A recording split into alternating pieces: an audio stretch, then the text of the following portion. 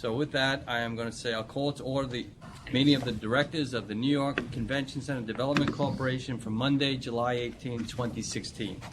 I'd like to note for the record that I will be the acting chair for today's meeting and that this meeting is being webcast. The directors have received the written materials in advance of today's meeting, and they are free to ask questions at any time. Please note that we welcome public comment on the items on the following agenda. To ensure maximum opportunity for participation, however, speakers representing themselves may speak for up to 2 minutes, and those representing groups may speak up to 4 minutes with one speaker per group. Speakers' comments may address only items considered at today's meeting.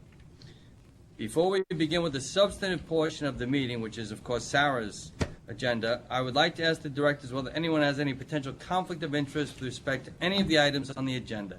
If so, I would ask you to please make an appropriate disclosure on the record at this time. Hearing none, we'll move on. We will then be sure that you may recuse yourself. That we're done with. Okay, so responses now, right? Okay. Yeah. All right, so the foregoing having been noted for the record, our first order of business is the approval of the minutes of the directors' meeting of May 18, 2016. Does anyone have any comments on the meeting? On the minutes, rather? Yeah, David? I don't know, Sarah, I mentioned it to Sarah. I don't know if staff has had a chance to correct it, that on the final page of the minutes, there's a mention of the creation of a committee. And actually, it overlooks the fact that Vincent asked to be on the committee and was appointed. So I wonder if the minutes could be corrected to show that the committee consists of Mr. Ionelli, Mr. Little, Mr. Carey, and myself. We'll make that correction. So, and I will say this: there's nothing secret about this committee. So we are meeting. I've been in touch with the chair. The committee will hold a meeting on Wednesday of this week at my office at the Lower Manhattan Development Corporation. Other board members who are free and want to attend are welcome to attend. We're going to review the program for the expansion with some of the, Sarah has kindly arranged for some of the staff of the consultants to attend, and we'll discuss whatever else seems relevant at that time. So 2 p.m. at my office at the Lower Manhattan Development Corporation, and if you need to get in touch with me, Sarah can look that up. Okay, any other comments on the minutes? I have one just to show everyone that I read them. I did not recuse myself from any item, so if that could be correct in the minutes, I would appreciate it. All right. With those 2 comments, can I have a motion to approve the minutes from the last meeting? So moved. David, anyone else second? Second. All in favor? Aye. 1 down. Okay, where are we now? I think we move into the agenda. All right, Sarah's portion of the meeting, which is really the important thing. So, the foregoing having been noted for the record, is this where we are? I would now like to ask Sarah St. Amand, our president, to present the next 4 items on today's agenda. Sarah, please begin with your president's report, which is being presented for the director's information only and will not require a vote. Following her report, Sarah will present the next 3 voting items. First is authorization to retain Ernst & Young Infrastructure Advisor LLC for procurement advisory services. Sarah? Thank you very much, Michael. Thank you for subbing in and playing this important role. Thank you, everyone, for being here today. We have a relatively light agenda, and I would just like to start with an update of where we are on the DesignBuild project overall. As you remember, at the May board meeting, I announced that we were in the process of evaluating the responses to the RFQ, the request for qualifications, and we formally announced the 3 shortlisted firms last month. These 3 bidding firms are Gilbane, Skanska, and a joint venture between Turner and Lend-Lease. All 3 of those firms have now received the request for proposals that we worked so hard to get together, as well as the bridging documents that were prepared by our design team and technical consultants. The bridging docs are comprised of illustrative drawings, indicative drawings, I should say, design criteria, and performance standards that the design builder should meet. So I just wanted to take a moment and say, the RFP and the bridging documents represent a tremendous amount of work on the part of CCDC, ESD staff, our legal team specifically, CCOC and Alan and his team, and obviously our outside advisor. So thank you for the tremendous effort to get us to this point and to adhere to a very aggressive schedule. So we recognize that. But of course, our work on this project has really only just begun, and we still have a lot to do in order to move the design build procurement forward, and then of course to advance construction.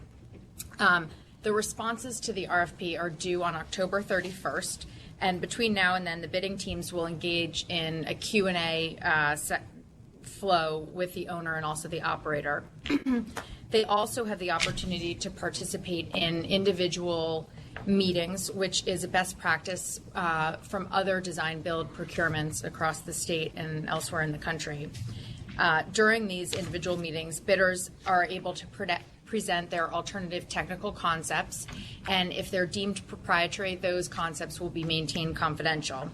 We held our first round of these meetings last week with the bidders, and then we have meetings scheduled again in August and in September. So our schedule still reflects a designation before the end of this calendar year, with a contract signing in the beginning of 2017. And this will allow the design build team to mobilize on site and begin demolition in the middle of next year. So that's an overview of where we are in the procurement. And then I'll spend just a couple minutes talking about the related works. As all of you know, we have started some initial construction that we'll do as the owner, and separate from the design build contract. For that work, as you remember, you approved a construction management contract at the last board meeting. The construction manager is now fully mobilized on site, and we've been having regularly scheduled meetings with them, including CCDC, CCOC, Tishman as the construction manager, and J2A as the architect. The first big piece of business there is the transformer yard. We're out in the field doing test probes to work through the foundation, and we're also engaged with DASNY as the permitting agency, which has been going very well. The work is being advanced as planned. The first procurement package will go out in the next couple of days. Our procurement team at ESD has been working closely with the construction manager to make sure that they adhere to our procurement guidelines. So that's been going well, and we're on schedule to break ground in November of this year, which was a big goal for us. So I'm very happy to take any questions on either the design build or the early work before we turn to our agenda. I have a quick Yes, question on something that you mentioned, which is could you describe a little bit the one-on-one meetings? And the reason is, well, you say it's best practice, and I think it probably is valuable. What is the procedure that you make to make sure that you're not giving more information to bidder number one than bidder number two? Is there a Yes. is counsel present, or what? How are very happy my to talk to experience them. has always been that that's a dangerous idea, and I wonder how are we guarding against that? I'm happy to answer that question. It's something we've spent a tremendous amount of time on, and I also see our legal folks, they can weigh in after I do. We have brought in a procurement expert who led the process on Tappan Zee, Karen Ray. She's been in government, in both federal and state government, for a long time.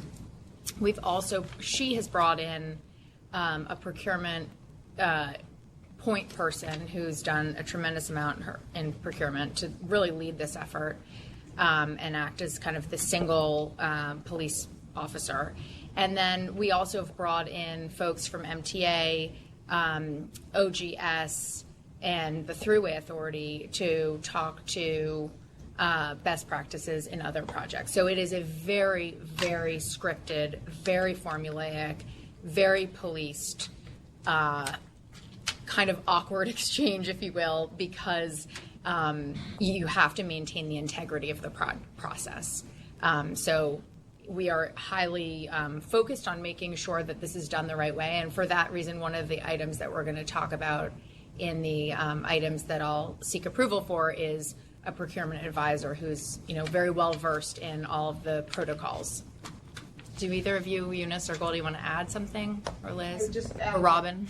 One of the people participating in the one-on-one meetings is the person who's now at Thruway Authority, and his role has always been, he was the chief, design build procurement person there. So he is actually, I think, of all the people who sit in the room, he's the most conservative, and he's keeping us all very honest.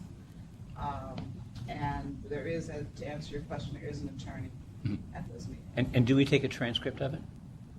We are not No. keeping a transcript. We purposely are not keeping a That's great. And nothing on, every communication still has to be in writing with the design builders. And it is through the one person. They're told in these meetings that the meetings are informal, and they have to put their questions in writing through the procurement person, and that is the Samantha Lord is the person listed on the RFP. She's the only person who is to communicate with them on the procurement process. I was just going to add also that we had a meeting with the controller's office when we started this process and kind of walked them through how we saw this going, and including the fact that we'd be doing the one-on-one meetings and talk them through how we were going to make sure, that obviously that your concerns were addressed and just make sure that the process had integrity. And so they are in the loop on that, and they are comfortable with how we're proceeding, and it's been consistent with all the other big design build projects in the state. I would also just note that, in other situations where you've listed a group of, a short list, if you will, and then having individual discussions with them to ferret out their concerns, their views, is something that is consistent with practices that I've had in other agencies. So, for what it's worth, I bless it. Great, thank you. I'm in the seat today. Okay? All right? But we'll make sure we go forward with the appropriate rule of order. You want to go to the second item? Great, yes. So I will turn The to first item, the I said. First item for consideration. Exactly. David, I assume that we're okay, right? I mean, I'm totally okay. I was No, I mean, curious because it's just how are we guarding ourselves here? right, but as I said, my view of it is consistent with other situations where you've got a list of people, a list of firms, and and so I think it's, and it sounds to me like they've done a lot of, checking the boxes and crossing of T's and dotting of I's. So I feel very comfortable. Thank you. All right. Thank you. Great. So with that, I will turn to the voting agenda. The first item is to increase to retain Ernst & Young as a procurement advisor. So as we embark on one of the state's largest design build mega construction projects, CCDC will bolster its team with internal and external experts who have a deep knowledge of both design build and also procurement processes. Given the size and technical complexity of this project, CCDC anticipates a large volume of technical questions from the bidders, which will need to be routed appropriately and answered quickly and comprehensively in order to allow these design build bidders to have the information required to meet our RFP deadline. This work will require expansive procurement planning and compliance, including the development and documentation of procurement process tasks, schedules, and an organizational structure that defines associated roles and responsibilities. To assist us with this work, we are seeking authorization from the directors to enter into a contract with Ernst & Young. We've received an exemption from the contract reporter advertising requirement on a single source basis. We believe that EY is uniquely qualified to provide these services based on their recent role advising MSDC. As documented in the board materials, EY was competitively procured by MSDC, a project of comparable size and complexity, the Empire Station project, to advise on the procurement process. It is absolutely critical that ESD and CCDC's process for large-scale development be consistent between projects, and by continuing the services of EY, we will be able to ensure such consistency and simultaneously build our internal knowledge base of resources, processes, protocols, and best practices. The contract will run from June of this year to the end of March 2017, and it's for a not-to-exceed maximum price of $750,000. ESD's OCSD policies will apply to this project, and EY has carved out scope for an MWBE. EY will bill based on hourly rates, which are reasonable, in some instances better than those charged on Empire Station, which was, of course, competitively procured. With that, I'll take any questions. It would seem from the duration of what you just described that it's sort of the beginning of a sinecure. So I wonder, why do you just make it through March of 17? Meaning, is that too short? Yeah. It's really to get us through the Q&A process, the designation, contract negotiation, and signing the contract. So, I mean, if everything goes according to schedule, their services, their scope, we will be done with them. Okay. So it's just through the procurement. Thank you. And when is it they anticipate signing the contract? Probably the first quarter. We were aiming for the end of this year, but realistically, designate somebody in November. It'll take a little while to get a contract signed. Okay, any comments from the public on this item? There being none, I'll entertain a motion. Second? All in favor? Aye. There we go. Great. All right, number two plus, I guess, right? Thank you. Yes. 2. Our second item is we are seeking authorization to increase the funding and continue work under the construction management and funding agreement with CCOC. So pursuant to the agreement put in place in November of 2015, last year, the CCDC board must grant specific spending authority for each individual component of the authorized work. You remember we authorized a whole suite of work that Alan would like to undertake, but each time, and through our agreement with CCOC, CCDC will fund that work, which CCOC can execute. But with each spending authority, I'll come to this board to seek approval. So today we're seeking authorization to spend $4 million to complete 2 capital improvement projects that were previously authorized. The first is the fire alarm system, which we've talked about previously, and this increase represents the final step to completing the fire alarm system and closing out that project. And then completing the upgrade of the CCTV system, which again will be the completion of that important project. So with that, I will answer any questions on this item. No questions? Any comments from the public? Any questions from the public? There being none, I'll entertain a motion. So moved. Second? Second. All in favor? Aye. Great, thank you. We're on a roll. Keep going. Great. Okay, so our third item is authorization to amend the contract with Tishman for construction advisory services. As you all may remember, the CCDC directors approved a $775,000 contract with Tishman Construction to provide advisory services during the procurement process. Today, we are seeking to increase this amount by $175,000 to a total amount of $950,000. The reason for this increase, since May, when we last talked about this, we've obviously shortlisted 3 bidding teams and have issued the RFP to kick off the second phase of this procurement process. In working with our external government advisors who have deep experience in design build, it has become clear that CCDC will let me go off script. There you go. That we will continue to need further advisory services in this capacity, specifically focused on the design of the project and the architectural advice that will come in analyzing their BIM models, their response on how they will execute the construction, means and methods, and the analyzing the designs that they will submit to us. So that is why we are asking for a slight increase to this contract that we think will bring us through, again, the designation and negotiation of the contract. With that, I'm happy to answer any questions. I hadn't understood that the one thing there is this is with Tishman, but the design work review work would presumably be done by FX Fox or FX2. No, it is, we want outside advisors to be, specifically not to have the same team looking at it. We want folks that did not do the initial design to be analyzing the responses that we get from the bidders. But wouldn't you need a design firm to do that? The team assembled has the requisite skill base that we're looking for. So you mean inside of Tishman there's another architect?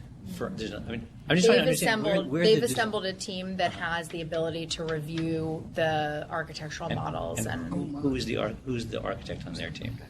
I think it's a variety of folks.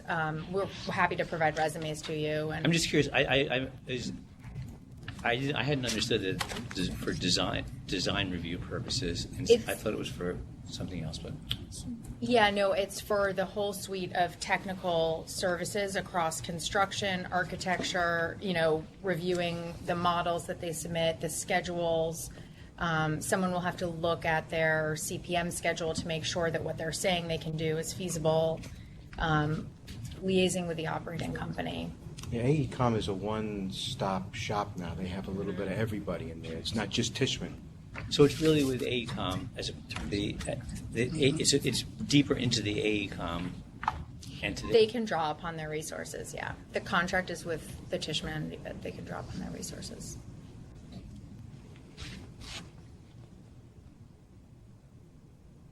Anyone else? Okay. Any questions or comments from the public on this item? Okay. There being none, I'll entertain a motion. Motion? Second?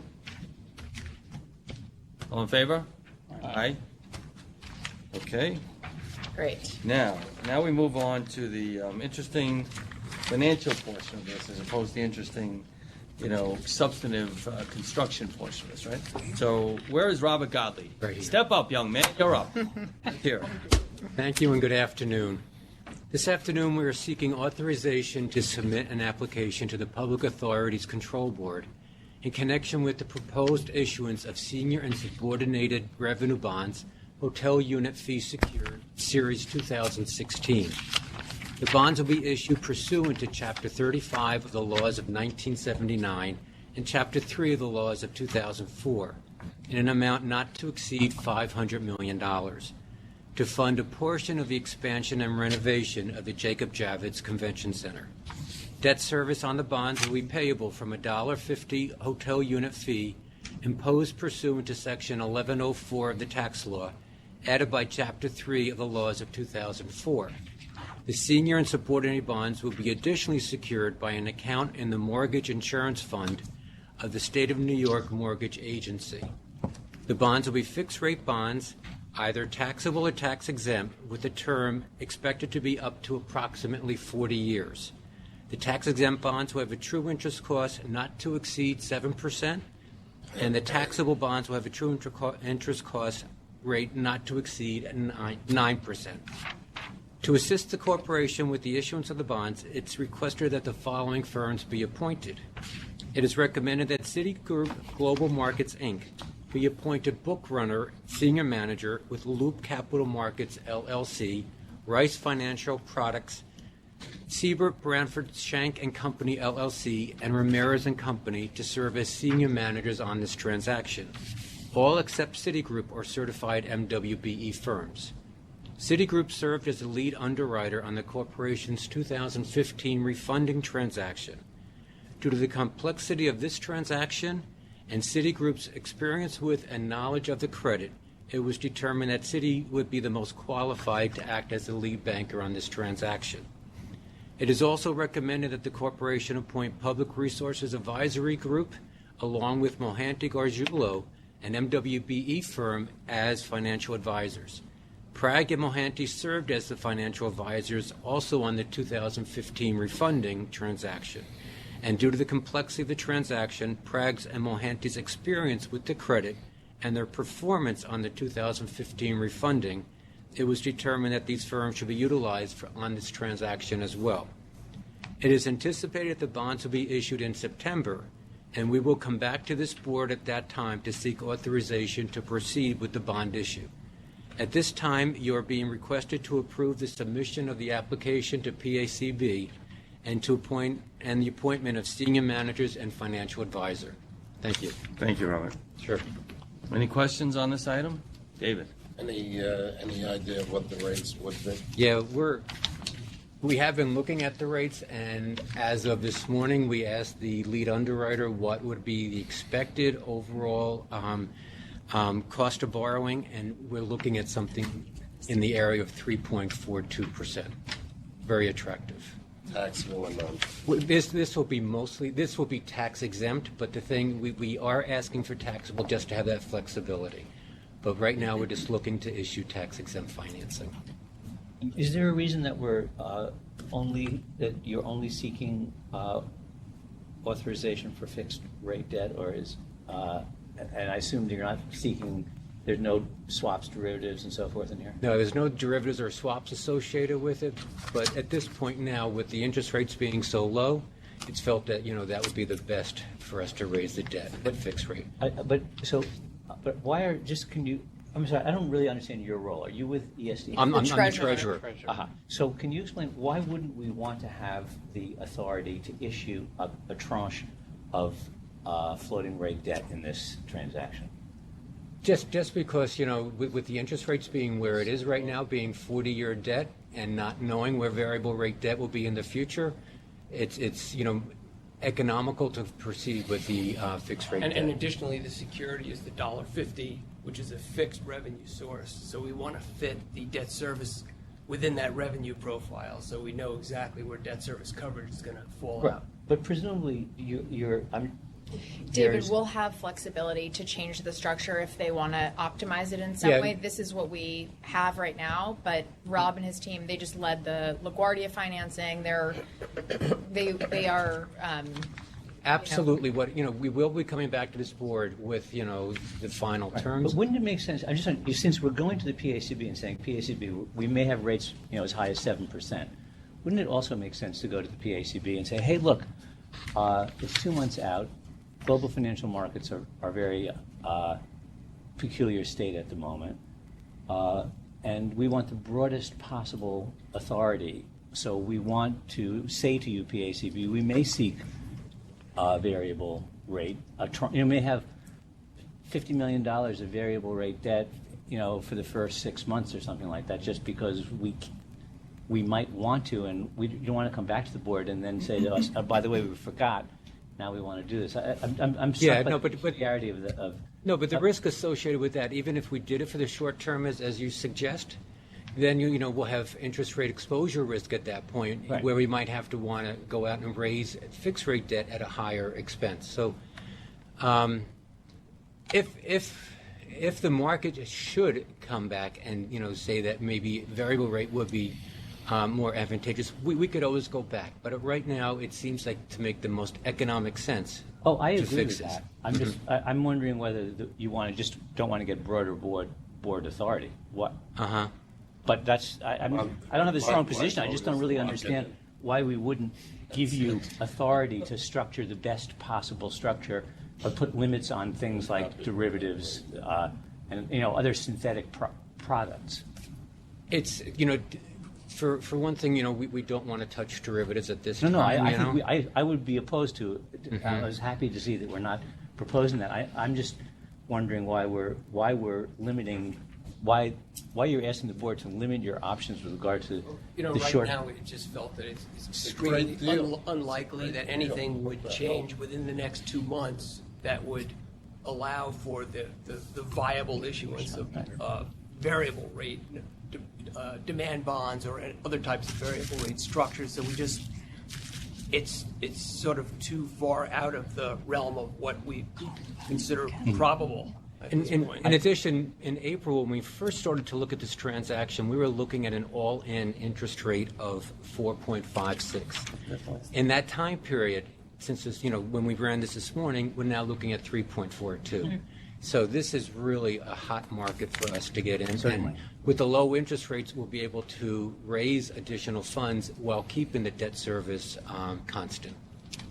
And you'll keep us posted if the market shift and come back and tell us whether there are other options or other We approaches that might definitely go. will, yes, Okay. for sure. All right. Any other comments, questions from any other board members? From the public? Okay, I'd just like to know for the record, I have not been involved in the choice of underwriters. I do have a cousin who works at Rice, and I'm just going to note that for the record. And if I guess I should recuse myself, or I don't think it's. I have a cousin who works there, so Cousin that works at Rice. At Rice. Rice Financial Products. It's one yes. of the financial Yes. advisors. So in the interest of just being Better- conservative, yeah. since we don't have time to analyze the I'll recuse potential myself. conflict. That's fine. We'll just have you. Okay. Appreciate your disclosing it, and the safe thing is always. All right. So that having been said for the record, I'll entertain a motion to approve. David? Second? Second. All in favor? Aye. Okay. Sarah? Thank you. Okay, thank you all for participating and putting up with me. I promise if I get this opportunity again, they'll keep me on even a short leash. We need a motion to adjourn. Oh, I'm sorry, we need a motion to adjourn. So moved. Second. All in favor? Aye. We're adjourned.